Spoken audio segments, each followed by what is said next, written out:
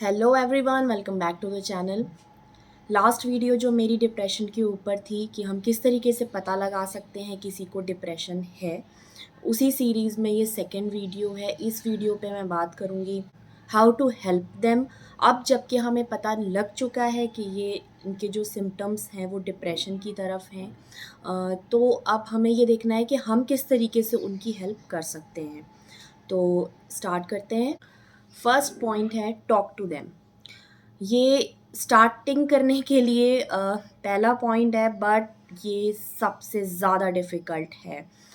इसलिए इसको मैंने फर्स्ट पॉइंट पे रखा हुआ है, क्योंकि मोस्टली जब कोई इंसान इस चीज़ों से गो थ्रू कर रहा होता है, वो बात ही नहीं करना चाहता है। ये सबसे बड़ी प्रॉब्लम होती है, कि वो किसी के भी साथ शेयर नहीं करना चाहते हैं अपनी प्रॉब्लम को, चाहे वो उनके कितने भी क्लोज़ क्यों ना हो। अगर आप देख रहे हैं अपने मम्मी-पापा को या भाई-बहन को, हस्बैंड-वाइफ, ऐसे क्लोज़ रिलेशन को, इवन देन वो इतने क्लोज़ रिलेशन से भी बात करना पसंद नहीं करते हैं और यही प्रिटेंड करते हैं कि हमें तो कुछ हुआ ही नहीं है, सब कुछ नॉर्मल है। और ये बहुत टफ़ टाइम होता है।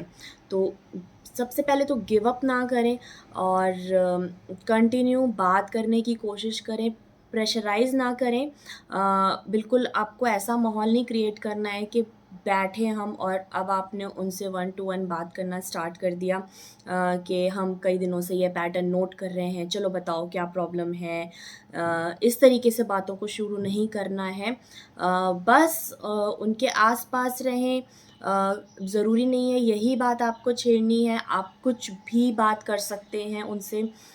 एटलीस्ट अपना जो रिलेशन है उसको एक कदम आगे और लेके जाएँ, बातों की तरफ के वो इंसान आपके साथ फ्री महसूस कर। जब वो एक टाइम आएगा वो अपने आप से ही कंफर्टेबल होंगे आपसे बात करने में, फिर वो जो भी पेशेंट हैं वो आपसे फिर डिस्कस करना स्टार्ट कर सकते हैं।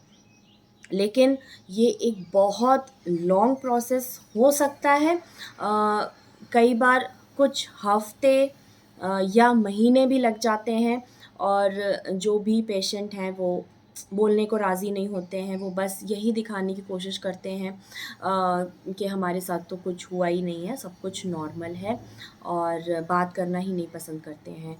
तो आपको लेकिन गिव अप नहीं करना है, और क्योंकि आपने ही ठाना है कि हमें हेल्प करनी है, तो गिव अप तो बिल्कुल नहीं करना है। बस आपको इर्द-गिर्द रहना है, अच्छी-अच्छी बातें करनी है, इस तरीके से शुरुआत करनी है जैसे आप किसी से पहली बार बात करना शुरू करते हैं। वैसे आप बात करना स्टेप बाय स्टेप शुरू करें, फिर वो इंसान अपने आप से ही जब कंफर्टेबल होगा, तो वो आपसे हो सकता है फिर वो अपने मन की बात भी शेयर करे। सेकंड पॉइंट है आस्क क्वेश्चंस। तो आपको कंटिन्यू अगेन वही बात है, सवाल करते रहना है। सवाल का मतलब ये नहीं है कि आप डायरेक्ट ही उनकी प्रॉब्लम पे जंप कर जाएं और आप उनसे बैठकर वही चीज़ें पूछें जब आपको पता है कि वो आपको पहली बात तो बताने को राज़ी नहीं है। दूसरी बात, अगर आपने वो स्टेप आगे आप बढ़ चुके हैं और अब आपको प्रॉब्लम के बारे में पता है या वो आपसे शेयर कर रहे हैं, तो भी आपको वो चीज़ रिपीट नहीं करनी है कि अच्छा ये तुम्हारे दिमाग में चल रहा है ना, ये तुम्हारी प्रॉब्लम है ना, वो काम नहीं करना है। बस आस-पास रहना है। क्वेश्चन से मेरा मतलब है, अगर आपको दिख रहा है कि चुपचाप वो इंसान बैठा हुआ है, फॉर एग्ज़ाम्पल आपके पेरेंट्स ही हैं, मम्मी या पापा में से कोई हैं, चुपचाप बैठे हुए हैं। बस आपको उनके पास जाके बैठना है और सवाल पूछने यहाँ-वहाँ के, ऐसी कोई बातें शुरू करनी है जिससे वो अपनी जो सोच में वो अंदर डीप कहीं जा चुके हैं, वो वहाँ से वापस आएँ और आपके साथ वो इन्वॉल्व हों, घर में और लोगों के साथ इन्वॉल्व हों। तो इसलिए आपको क्वेश्चन पूछने हैं इधर-उधर के, ना कि उनकी प्रॉब्लम के, कि अभी क्या सोच रहे थे, क्या तुम्हारे दिमाग में चल रहा है, या क्यों चुपचाप बैठे हो, ये सारी बातें नहीं करनी है। जस्ट यहाँ-वहाँ के आपको क्वेश्चन पूछने हैं, जैसे आप उनसे कोई चीज़ जानना चाह रहे हो, कोई भी मसले के बारे में हो सकता है। अगर आप पापा से बात कर रहे हो, न्यूज़ रिलेटेड, स्पोर्ट्स रिलेटेड, या अपनी लाइफ़ से कोई एक चीज़ से रिलेटेड, मम्मी से आप बात कर रहे हो तो स्टार्ट कर सकते हो। आप किचन से रिलेटेड आप कुछ बनाना चाहते हैं, आपको नहीं पता पता, रेसिपी नहीं पता, मम्मा चलो हेल्प करो, तो उस तरीके से आप बातों को कर सकते हैं और क्वेश्चंस पूछ सकते हैं। भाई बहन हैं तो फ्रेंड से रिलेटेड बातें हो सकती हैं। अगर हस्बैंड वाइफ हैं आपस में एक दूसरे की हेल्प कर रहे हैं तो 100 चीज़ें हैं। अगर बच्चे हैं तो बच्चों के बारे में बात करें, या लाइफ से रिलेटेड, सोसाइटी से रिलेटेड, पड़ोसियों से रिलेटेड बहुत सारी बातें होती हैं। लेकिन ध्यान रखें ऐसी बातें जो उनको चीयर अप कराएँ, जो उनको बाहर लेकर आएँ, जो वो डीप इनसाइड कहीं कुछ सोच में बिज़ी हैं। ना कि वो बातें हों कि उनको फिर चिड़चिड़ा कर जाएँ, या वो अ, बिल्कुल ही गुस्से में आ जाएँ कि नहीं करनी है तुमसे बात, या इस तरीके से। तो मोस्टली जो कि होता ही है। तो इस बात का भी ध्यान रखें और बस उनके आसपास रहें। नेक्स्ट पॉइंट है क्रिएट हैप्पी एनवायरनमेंट। तो अगर आप घर के किसी फैमिली मेम्बर की हेल्प कर रहे हैं तो ये तो आपकी तरफ से एक बहुत बड़ी चीज़ हो सकती है कि आप घर का जो एनवायरनमेंट है उसको इस तरीके से क्रिएट कर रहे हैं कि बिल्कुल हैप्पी हैप्पी माहौल है हर तरफ, और बिल्कुल भी स्ट्रेस वाली कोई बात ना करें उनके भी आगे। और घर में इस तरीके का लाइट माहौल हो कि टेंशन वाली बातें ना हो, और साथ में फ़ोर्स करें थोड़ा बहुत कि साथ में ही बैठ के खाना खाएँ। अगर बिल्कुल ही अलग बैठ के खाना खाने लगे हैं, साथ में बैठ के खाना खाएँ। टीवी में कुछ ऐसा देखें जो कॉमेडी से रिलेटेड हो, जो लाइट हो, बहुत ज़्यादा ऐसी चीज़ें ना देखें कि एक तो अपनी ही टेंशन कुछ चल रही है, टीवी पे भी आपने ऐसे ही कुछ लगा दिया है जो 1 घंटे के बाद आपको और भी ज़्यादा स्ट्रेस दे गया, कि अरे दुनिया में तो ये सब चल रहा है। तो ऐसी चीज़ें ना करें, कुछ लाइट देखें टीवी में। अपना अगर कोई स्ट्रेस है, आप उस टाइम किसी स्ट्रेस से गुज़र रहे हैं या आपको कोई बात परेशान कर रही है, तो वो बातें शेयर करना बिल्कुल बंद कर दें। और क्योंकि आप हेल्प कर रहे हैं, जो आप को तो सिर्फ स्ट्रेस है, जो सामने वाला बंदा है उसको काफ़ी ज़्यादा जो है वो स्ट्रेस से भी बहुत लेवल ऊपर है। तो स्ट्रेस वाली बातें ना करें और कोशिश करें कि घर में एक ऐसा माहौल क्रिएट हो जहाँ से और टेंशन बढ़ ना जाए। नेक्स्ट पॉइंट है encourage them to start their hobbies. तो आप उनको एनकरेज कर सकते हैं और कि अपनी जो उनकी हॉबी हो, हर इंसान में कुछ ना कुछ तो हॉबी होती ही है, जो उनको काम करना पसंद होता है। तो वो आप एनकरेज करें, देखें कि उनको क्या पसंद है, या था जो उन्होंने छोड़ दिया है अब, तो उस चीज़ के लिए आप एनकरेज करें। और एनकरेज करने का ये मतलब नहीं है आप फ़ोर्स करें। आपको बहुत ही ध्यान से और बहुत ही स्टेप बाय स्टेप चलना है, और फ़ोर्स नहीं करना है किसी भी चीज़ के लिए। वक़्त लगता है, जैसे कि मैंने पहले भी बोला, बात करने में ही हो सकता है हफ़्तों और महीनों चले जाएँ। इसीलिए जो भी मैं पॉइंट्स बता रही हूँ, उन सब के लिए भी सेम चीज़ लागू होती है। हो सकता है हफ़्ते या महीने लग जाएँ, आप कंटिन्यू कोई चीज़ बोल रहे हैं, वो भी बहुत आराम से, बहुत एक हैप्पी एनवायरनमेंट में। अपने वर्ड्स को पहले 2 बार खुद अपने दिमाग में सुन लें कि आप क्या बोलने जा रहे हैं। वो उस इंसान के लिए कितना फ़ायदेमंद हो सकता है या उसके लिए नुकसानदेह भी हो सकता है। वो चीज़ अपने दिमाग में पहले कैलकुलेट कर लें, उसके बाद फिर आप बोलना शुरू करें। और हॉबी के लिए कंटिन्यू आप पुश करते रहें, धीरे-धीरे करके। किसी भी चीज़ को स्ट्रेच नहीं करना है यहाँ पे कि भई फिर वो टूट ही जाए, वो वाली चीज़ नहीं करनी है।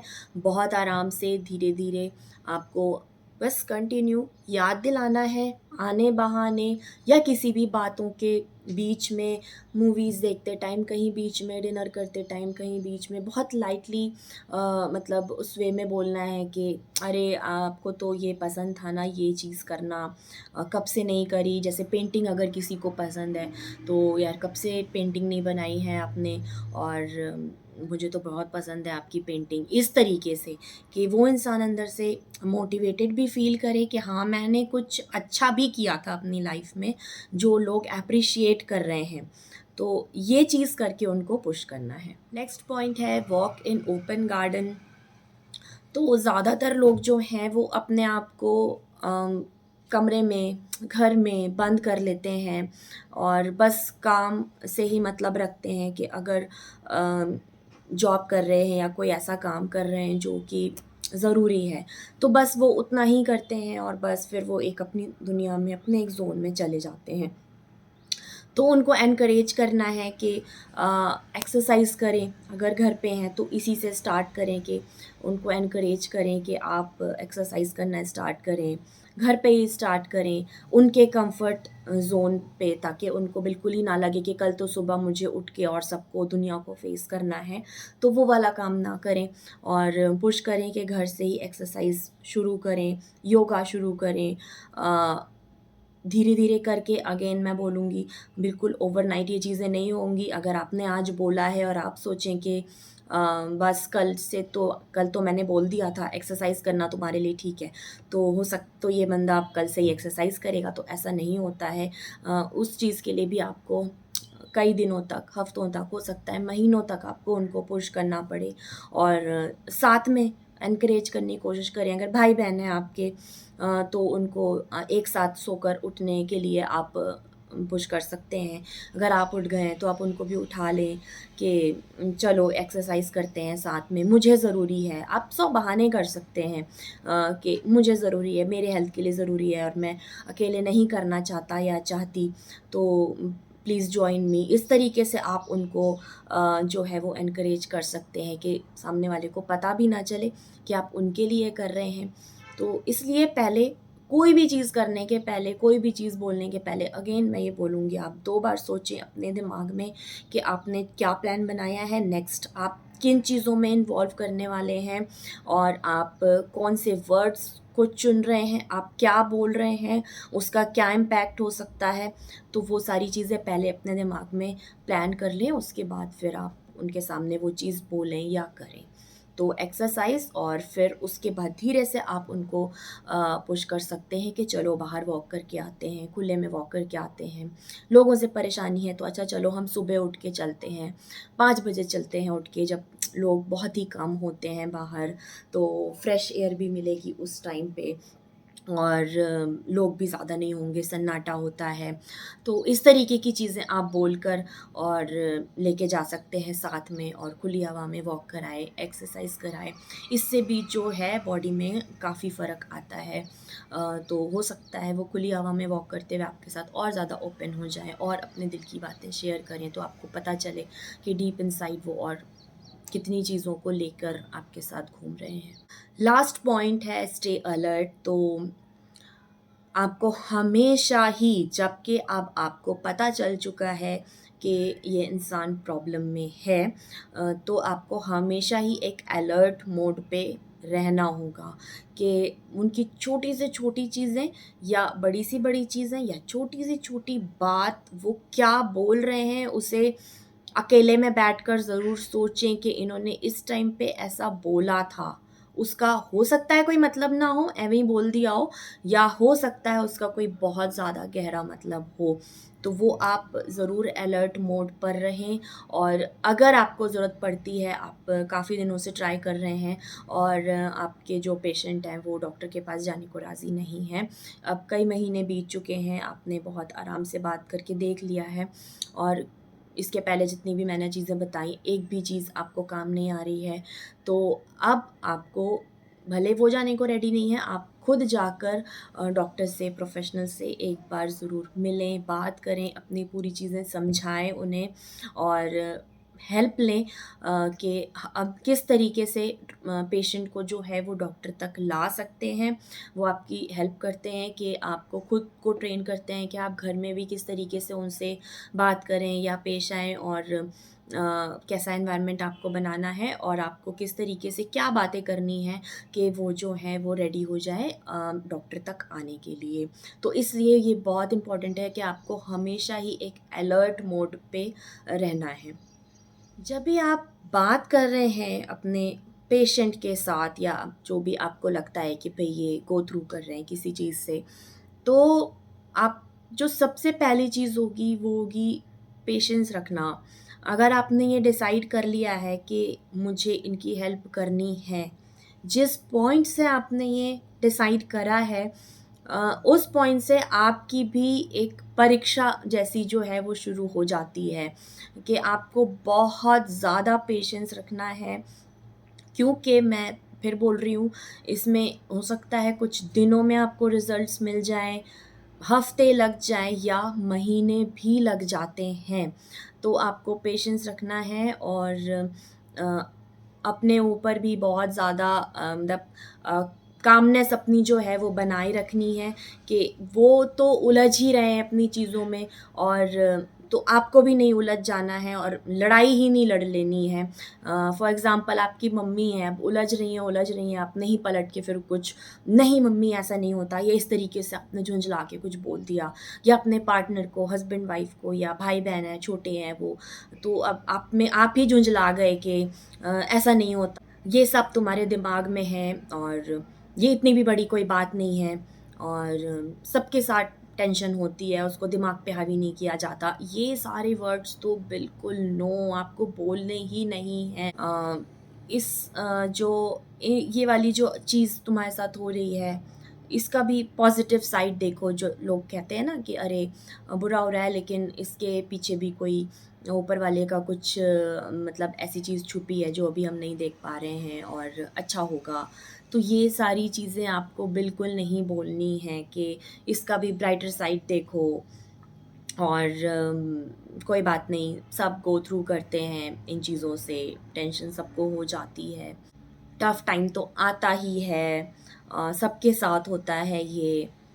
ये जो कुछ लाइन्स हैं, ये आपको बिल्कुल भी यूज़ करनी ही नहीं है, आपको गाँठ बाँध लेनी है कि आपके मुँह से ये निकलेगा ही नहीं, तब तो आप एक स्टेप आगे बढ़ाएँ, क्योंकि वही वाली बात है, आप किसी को हेल्प करने गए और ज़्यादा ही परेशान कर आए। तो पहले अपनी तैयारी पूरी कर लें कि आपको किस तरीके से बात करनी है, और आप सारी चीज़ें नोट डाउन कर लें प्रॉपरली एक जगह कि स्टेप बाय स्टेप आपको क्या करना है, कैसी बातें करनी है, क्या अवॉइड करना है, किन बातों का ध्यान रखना है, कौन-कौन सी लाइन्स आपको नहीं बोलनी है।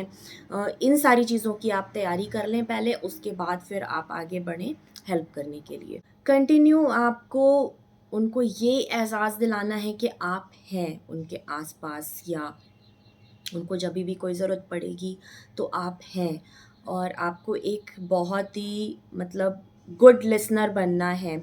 ये नहीं कि बस 2 वर्ड्स उनके मुँह से सुने, उसके बाद अपनी स्पीच एक जो है उन पे थोप दी, ऐसा काम नहीं करना है।